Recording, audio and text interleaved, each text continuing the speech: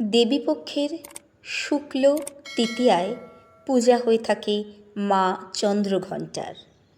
দেবী দুর্গার অপর রূপ অর্থাৎ তৃতীয় রূপ নবরাত্রিতে মা চন্দ্রঘণ্টা। দেবী মা সিংহবাহনা, 10 হাতে তিনি সর্বদাই আপন ভক্তকে রক্ষা করে চলেছেন। এই দিন দেবীর পূজায় বিশেষ করে ঘণ্টার ধ্বনি বাজাতে হয়। এই ঘণ্টার ধ্বনিতে সকল নেতিবাচক শক্তি দূরীভূত হয়। দেবী আমাদের সকলকে পূর্ণ আশীষ দিয়ে থাকেন।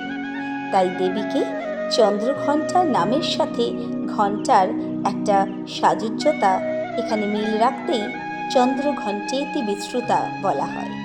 যাই হোক, দেবীকে এই দিন বিভিন্ন ফুল ফল সহযোগে পূজা করতে হয়। দেবীকে ভোগ দিতে হয় দুধ অথবা দুধের তৈরি কোনো মৃষ্টান্ন দ্রব্য। তবে দেবীকে এই দিন বিশেষভাবে ঘণ্টার ধ্বনি শ্রবণ করাতে হয়।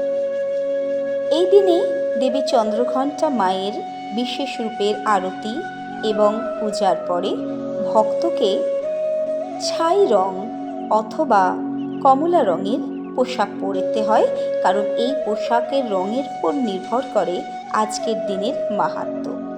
তবে দেবী চন্দ্রঘণ্টার শীর্ষে চন্দ্ররূপে যে সৌন্দর্য, তা দেবীর সৌন্দর্যের আরেকটি অংশ।